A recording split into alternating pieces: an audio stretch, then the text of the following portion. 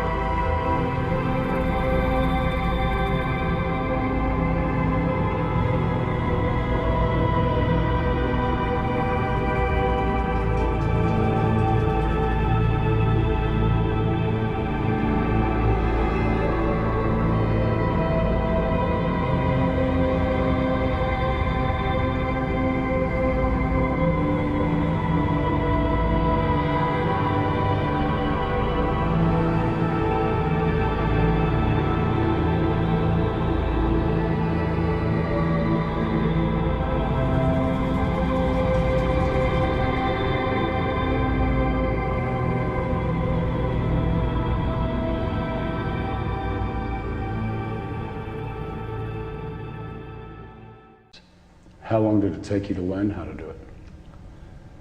It took me about 6 months before I was at the point where I could start doing Solomon's magic with a goetic mirror. And it's a form of worship? Yes, it is. It's my way of worshiping God. We see the pagan gods and goddesses as personifications of forces of nature. And so we have a whole plethora of entities, and even down into the elements, where we have the gnomes and the earth, and we have the sylphs in the air, and we have the undines in the water, and then we have the salamanders in the fire. So we personify all of the elements and everything. We have a little entity of some kind or another, or a big entity for everything. Solomonic ceremonial magic basically can be broken down into two divisions. The invocation of the angels, the holy angels, to protect you and inspire you and fill you with the power of God. And then when you've got that mastered, then you set up the dark mirror and the triangle, and then you go for what some people would refer to as the demons. But you use that angelic power that you've already acquired through the crystal ball in the center of the circle and on the altar, and you've got the power of those angels to control the demons that you evoke. You evoke them out of your deep mind. And so Solomonic magic, all the way from back in the Middle Ages, can be broken down into those two facets. Tell me the procedure we're going to go through tonight, just what you're going to do, what we're going to see. What you're going to see is the evocation stage of Solomon's magic. This is the advanced stage after you have gone through the series of angelic invocations, which we're not going to specifically do tonight. They've already been done. We've got the angels already inside us and on our side, but we are going to invoke those angels with a pentagram ritual. Mike's going to do that, Frater Solomon. He's going to invoke the angels in a pentagram ritual.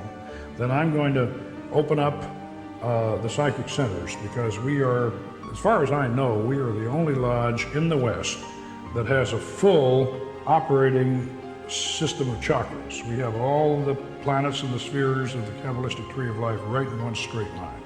So we operate that way. So we're going to have a ritual after Mike does his pentagram ritual and establishes these four angels that we're talking about and gets them to protect us and cast a circle. Then I'm going to open up the particular sphere that we're working in, the lunar sphere. Then from there we're going to go on up to the sphere of Jupiter.